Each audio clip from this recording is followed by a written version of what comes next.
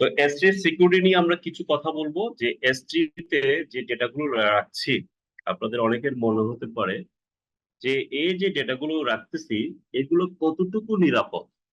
সেটা তো সবারই জানার ইচ্ছে আছে, তাই না? বলা হচ্ছে আমি একদম চোখ বন্ধ করে এখানে একটা ডিরেক্টরির মধ্যে ফাইল ফোল্ডার আপ করার চেষ্টা করছি। সেক্ষেত্রে আমাদের তো জানা উচিত যে আসলে এটাকে আসলে আমরা কিভাবে সিকিউর করতে পারছি। আমি কতদিন কিন্তু এটা শুরু করে দিয়েছিলাম। সেটা ছিল এরকম অনেকটা, আমি বলেছিলাম আমি একটা বাকেট রান করিয়েছি, বাকেট তৈরি করেছি, কিন্তু বাই ডিফল্ট বাকেটটা কি থাকে বলেন তো? পাবলিকলি অন থাকে নাকি পাবলিকলি অ্যাক্সেস অফ থাকে? তার মানে হচ্ছে প্রথমেই সে আপনাকে বলছে, এনশিওর করার চেষ্টা করছে যে এই জিনিসগুলো যেহেতু আপনার কনফিডেন্সিয়াল ডেটা, তো আপনার উচিত হবে না এটা কি করা, এটা পাবলিকলি অ্যাভেলেবেল করা। সেই আপনাকে নোটিফাই করবে। দ্যাট মিনস এখান থেকেই সিকিউরিটিটা শুরু হয়ে যাচ্ছে। আপনি যখনই কি করেন, যখনই আপনি কোনো রিসোর্স আপ করছেন, তখনই কিন্তু সে আপনাকে প্রথমে বলছে by default public access off. আপনি এরপর যদি আপনার মনে হয় যে এটাকে অন করবেন, সেটা আপনার ইচ্ছা। তার মানে হচ্ছে সিকিউরিটি এখান থেকে শুরু হচ্ছে। এবং বলা হচ্ছে যখন এরকম এস3 স্টোরেজ থেকে বা এস3 থেকে কোনো বাকেটের মধ্য থেকে যখন আমরা অ্যাক্সেস করব, অ্যাক্সেস গুলোর ওয়ে গুলো কি, কিভাবে অ্যাক্সেস করব আমরা, সেই অ্যাক্সেস এর ওয়ে গুলো কি, এবং সেখানে কোন ধরনের পারমিশন ইউজ হচ্ছে, সেগুলো আমরা গতদিন একটু করে শুরু করেছিলাম। প্রি সাইন ইউআরএল আমি এখানে একটা নিজে তৈরি করেছি, একটা আহ আমারটা দেখা যাচ্ছে, এন্ড ওয়েব স্টেট এরকম একটা কি দেখা তৈরি যাচ্ছে করেছি। ভাই। ওকে, আমি ফ্রন্ট যখন এটা পেজ তৈরি আছে। করেছি, আমি যে কোনো ফাইলকে যখন ক্লিক করব, তখন উপর দিকে একটা কি থাকে, ওপেন নামক একটা লিঙ্ক দেখতেছি, দেখতেছি জি কি ভাই, স্যার? দেখতে পাচ্ছি। ওপেন, এই যে ওপেন যখন দিই তখনই এটাই হচ্ছে আসলে প্রিসাইন ইউআরএল। যেখানে কি আছে মনে আছে, যে অ্যাক্সেস টোকেন হইতে শুরু করে বিশাল লম্বা একটা লিঙ্ক আমি বলেছিলাম গতদিন, এটাকে বলা হচ্ছে প্রিসাইন ইউআরএল। এখন আপনি কি এই লিঙ্ক কি সবাইকে শেয়ার করবেন? এটাও জিজ্ঞেস করেছিলাম। এত বড় লিঙ্ক কি শেয়ার করা যায়? আপনার অ্যাক্সেসের জন্য, যেখানে আপনার ইউজার নেম, ইউজার কি সবগুলো হ্যাশ অবস্থায় এই লিংকের সাথেই থাকে, যার কারণে এটাকে আপনি আপনি অ্যাক্সেস করতে পারেন। এটা প্রিসাইড ইউআরএল কেউ কাউকে প্রোভাইড করে না, unless you are a trusted person. এটাকে বলা হচ্ছে যে এডাব্লিউএস এর যে রিসোর্স গুলো আছে বা বাকেটে যে রিসোর্সটা রাখি, সেটা অ্যাক্সেস করার অনেকগুলো ওয়ে আছে। তার মধ্যে একটা ওয়ে কি, প্রিসাইড ইউআরএল এর মাধ্যমে আমরা কি করতে পারি, অ্যাক্সেস করতে পারি। সেটা পাবো আমরা এখানে যে কোনো কিছুতে। আমরা আরেকটাতে যাই, এখানে আরেকটা ফাইল আছে, তার সাথেও কি হবে, একটা প্রিসাইন ইউআরএল আছে। ওকে, তার মধ্যে একটা হচ্ছে ভেরিয়াস ওয়েতে যেহেতু অ্যাক্সেস করা যায়, তার মধ্যে একটা অ্যাক্সেস হচ্ছে কোনটা, প্রিসাইন ইউআরএল, যেখানে content signature and credentials of the owner. অর্থাৎ এই প্যাকেটটা যে তৈরি করেছে তার ক্রেডেনশিয়ালস, তার সিগনেচার ওই লিংকের সাথে কি থাকে, অ্যাডজাস্ট করা থাকে, যে জন্য এটাকে বলা হয় প্রিসাইন ইউআরএল। ইভেন আপনি যদি এই ইউআরএল কাউকে দেন, সেও কিন্তু অ্যাক্সেস করতে পারবে।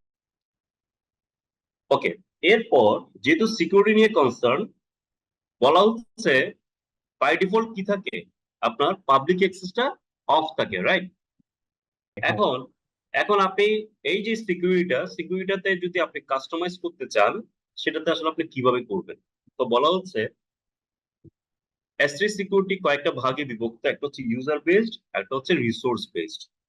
ইউজার বেসড বলতে আসলে এরকম হয়, আপনি কোনো একটা এপিআই দিয়ে কোনো একটা রিসোর্সে বা কোনো এস3 থেকে কোনো প্যাকেট আপনি কি করবেন, আপনি যেমন রনি একজন কি আছে আইএম ইউজার আছেন, তিনি চাচ্ছেন এস3 একটা বাকেটকে অ্যাক্সেস করবেন, তখন আইএম পলিসিতে বলে দিতে হবে। কিন্তু এটা আপনি পেরেছেন কেন?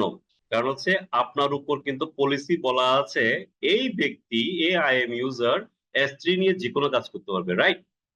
এটা হচ্ছে ইউজার বেসড আইএম পলিসিস। এটা হচ্ছে user based IAM policies. But এখন প্রত্যেকটা ইউজারের উপর কি আপনি এরকম করে পলিসি ইমপ্লিমেন্ট করা শুরু করবেন? ধরুন আপনার এখানে 500 ইউজার আছে, সবাইকে বলবেন তুমি এটা ইউজ করবা, তুমি ওটা ইউজ করবা, তুমি এটা ইউজ করবা, তুমি এটা করবা না। এভাবে যদি ইউজার বেসড আইএম পলিসি করতে যাই, তাহলে আমার রিসোর্স থেকে কি হবে, আমার ম্যানেজমেন্টটা কি হবে,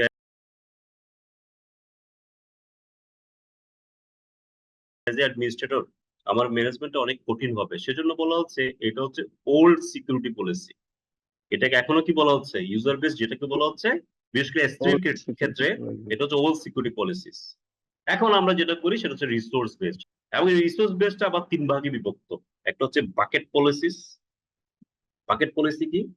পুরো একটা বাকেটকে আমি কি করলাম, S3 কনসোল থেকে অ্যাক্সেস করার জন্য ক্রস অ্যাকাউন্টে, অর্থাৎ যে কোনো অ্যাকাউন্ট থেকে অ্যাক্সেস করার একটা পলিসি, সেটাকে আমরা বলি কি বাকেট পলিসি।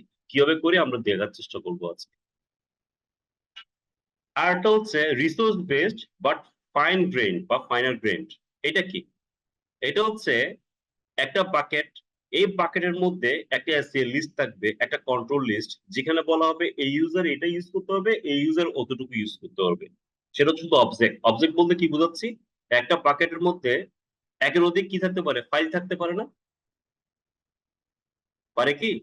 একের অধিক পারে ফাইল, প্রত্যেকটা পারে ফাইলের জন্য আলাদা আলাদা করে ডিফাইন করে দেওয়া, একটা অ্যাক্সেস লিস্ট তৈরি করে ডিফাইন করে দেওয়া, সেটাকে বলা হচ্ছে অবজেক্ট এসিএল। আবার আরেকটা আছে কি, বাকেট এসিএল। অর্থাৎ বাকেটের মধ্যে যাই থাকুক না কেন, একটা এসিএল এনাবল করে বলে দিতে পারি এই ইউজারটা এতটুকু ইউজ করবে, এই ইউজারটা এতটুকু ইউজ করবে। বলা হচ্ছে যদি বাকেট পলিসিটা অন থাকে, নর্মালি বাকি সবগুলো কি থাকে, এসিএলটা বাই ডিফল্ট কি থাকে, ডিসেবল থাকে। আমরা একটু দেখবো একটু পর। তাহলে রিসোর্স বেসটা কিভাবে করা যায়? পুরো বাকেটের উপর কি করতে পারি, আমি একটা পলিসি অ্যাপ্লাই করতে পারি, যেখানে পাবলিকলি অ্যাক্সেস হবে কি হবে না এবং কিভাবে অ্যাক্সেস হবে সেটা আমরা দেখতে পারবো। এবং এটাই আমরা বেশি ইউজ করি, আমি আজকে প্র্যাকটিক্যালি এটা দেখাবো। আরেকটা হচ্ছে একটা বাকেটের মধ্যে অনেকগুলো অবজেক্ট আছে, প্রত্যেকটা অবজেক্টকে আলাদা আলাদা করে অ্যাক্সেস দেওয়া, কে কিভাবে অ্যাক্সেস করবে সেটা ডিফাইন করতে পারি। আবার বাকেটের মধ্যে কি আছে, এসিএল আছে। বাকেট পলিসি হচ্ছে অনেকগুলো রুলস ডিফাইন করা, কার উপর, বাকেটের উপর। এটা কিন্তু কোনো ইউজার স্পেসিফিক না, এটা কোনো ইউজার স্পেসিফিক না। ক্লিয়ার? আর বাকেট এসিএল হচ্ছে কি, আমি চাইলে এক একজনকে আলাদা করে ডিফাইন করতে পারি, এই ইউজারটা কতটুকু করতে হবে, এই ইউজারটা কতটুকু করতে হবে, এবং এটাকে বলা হয় লেস কমন। লেস কমন কেমন, কেন? কারণ হচ্ছে এটা করা মিস হচ্ছে খাজনার চেয়ে বাজনা বেশি হওয়া, আপনার অ্যাডমিনিস্ট্রেটিভ এফোর্টটা বেড়ে যাওয়া। সেজন্য এটা হচ্ছে কি লেস কমন। এদের আমি কি করব, বাকেট পলিসি ইউজ করব, আরটা হচ্ছে কি একটা এসিএল ইউজ করব। এবং আবারও বলছি, বাকেট পলিসিসটা কিন্তু কোনো স্পেসিফিক ইউজারের জন্য আলাদা করে না দিয়েও আমরা করতে পারি। কিভাবে করবো দেখুন, bucket wise rules from S3 console allows cross account. অর্থাৎ এই পলিসির মাধ্যমে আপনি S3 কনসোল ইউজ করে আপনি শুধুমাত্র নিজের অ্যাকাউন্ট দিয়ে না, চাইলে আপনার অন্য অ্যাকাউন্টকেও কি করতে পারেন, অ্যালাউ করতে পারেন যে এই পলিসিটা, এই বাকেটটা তুমি ইউজ করতে পারবা। এখন বলা হচ্ছে এটা কি ধরনের কথা। ধরুন আমার এখানে একটা রুট অ্যাকাউন্ট আছে না, ঠিক আছে, আরেকটা রুট অ্যাকাউন্টও আছে। ধরুন রনি সাহেবের একটা রুট অ্যাকাউন্ট আছে, নট আইএম। রনি সাহেবের নিজেরই কি আছে, একটা রুট অ্যাকাউন্ট আছে। এখন রনি সাহেব চাচ্ছে আমার এখানে যে বাকেটটা তৈরি হয়েছে, তিনি তার অ্যাকাউন্ট দিয়ে ঢুকে, রুট অ্যাকাউন্ট দিয়ে ঢুকে সেই বাকেটটা অ্যাক্সেস করতে চাচ্ছেন। সেটাও করতে হলে আমি কোনটা ইউজ করতে হবে, বাকেট পলিসি। বোঝা গেছে? এটুকু মনে রাখেন আগে। আমি ক্রস অ্যাকাউন্ট এনভায়রনমেন্টেও যদি কোনো বাকেটকে নিয়ে কাজ করতে চাই, সেক্ষেত্রে আমি কোনটা ইউজ করব, বাকেট পলিসি। আর বাকেট এসিএল কখন ইউজ করব, একটা অ্যাকাউন্টের আন্ডারে অনেকগুলো আইএম ইউজার আছে, আমি চাচ্ছি এই বাকেটটা কোন আইএম ইউজার কিভাবে ইউজ করবে সেটা একটা লিস্টের মাধ্যমে ডিফাইন করে দেয়া। তখন আমি কোনটা ইউজ করব, বাকেট এসিএল।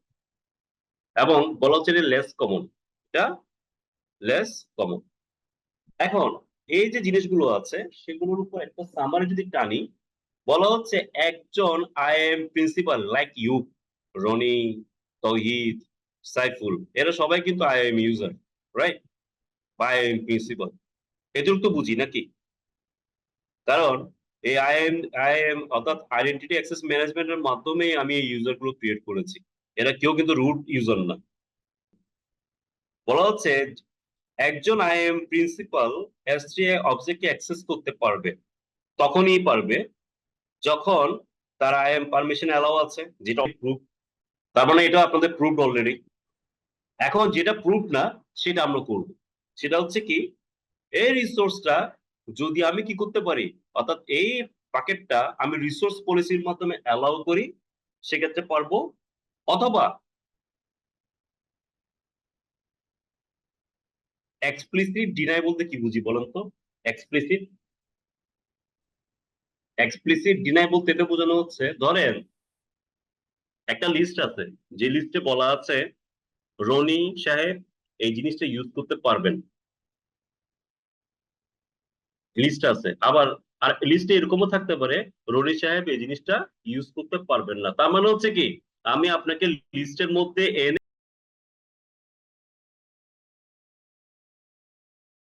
আপনাকে ডিনাই করলাম, রাইট?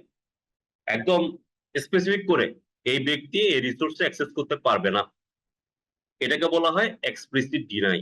অর্থাৎ আপনাকে লিস্টের মধ্যে এনে আমি কি করলাম, ডিনাই করলাম। যদি এই ধরনের কোনো ক্রাইটেরিয়া না থাকে, তখনও সে কি করতে পারবে, যে কোনো আইএম প্রিন্সিপাল এই বাকেট রিসোর্স অ্যাক্সেস করতে পারবে। ক্লিয়ার?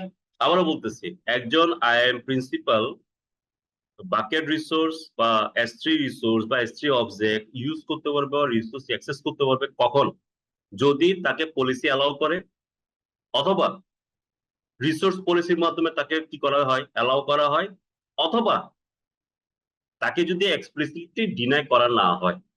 এই তিনটা ভাবেই সে কি করে অ্যাক্সেস করতে পারে। যদি আমি লিস্টের মধ্যে আপনাকে এনে ডিনাই করি, তাহলে হচ্ছে আপনি যতই সুযোগ সুবিধা থাকুক না কেন, আপনি আর ওই রিসোর্স অ্যাক্সেস করতে পারবেন না। এখন সিকিউরিটির ক্ষেত্রে আরেকটা জিনিস আছে, একটা হচ্ছে পলিসি আর করে সিকিউরিটি বাড়ানো, আরেকটা হচ্ছে এনক্রিপশন।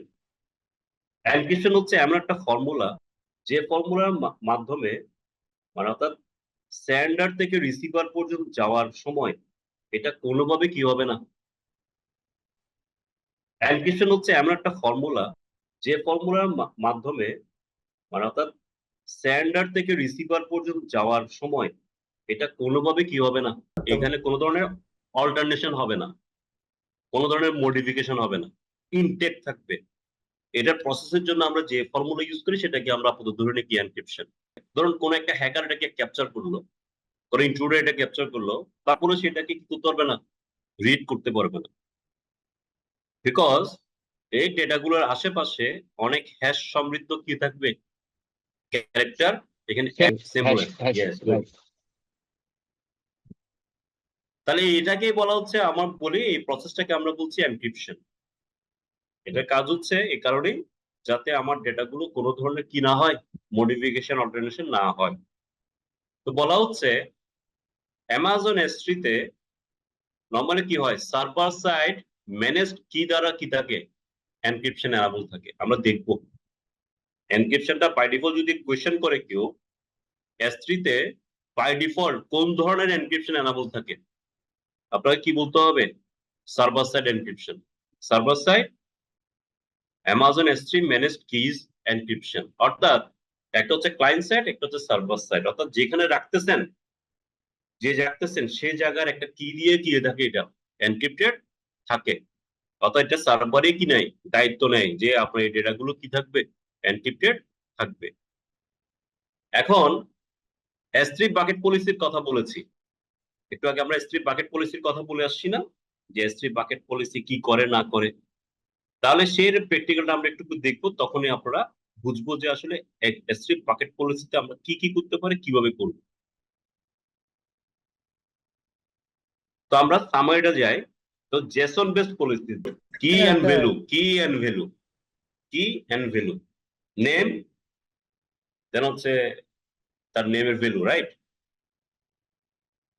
এই জেসন পলিসি যখন তৈরি করি, তখন কয়েকটা জিনিস আমাদেরকে জানতে হয়, চারটা ফিল্ড মিনিমাম। একটা হচ্ছে রিসোর্স।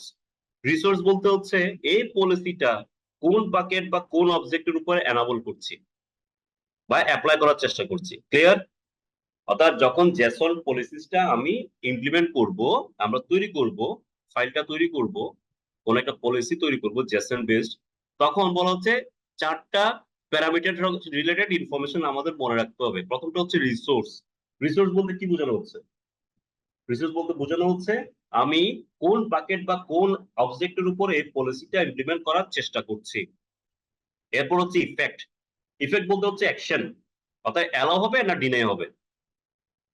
ঠিক আছে, বলতে স্যার এই ইফেক্ট যদি অ্যাকশন হয়, তাহলে এর পরে যে অ্যাকশন আছে এটাও কিন্তু অ্যাকশন। এটা আলাদা করে ডিফাইন করার কাজ হচ্ছে এই কারণে, কারণ আমরা যদি অনেক সময় এপিআই থ্রু কি করতে পারি, এই রিসোর্সটাকে অ্যাক্সেস করার চেষ্টা করি, তখন এটাকে অ্যালাউ বা ডিনাই করার জন্য যে অপশন সেটাকে বলা হচ্ছে অ্যাকশন। ঠিক আছে?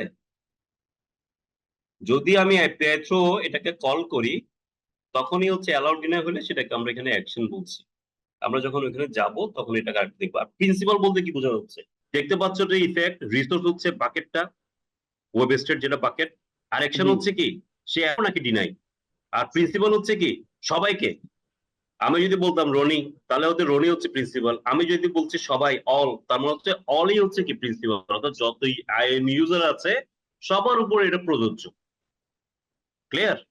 এই চারটা ফিল্ড যদি মনে রাখতে পারেন, তাহলে আপনার জন্য এখানকার জেসন যে স্ক্রিপ্ট গুলো বা ফাইলটা আছে সেগুলো পলিসি গুলো দেখলে আপনি বুঝবেন কোনটা কিভাবে কার উপর অ্যাপ্লাই হচ্ছে।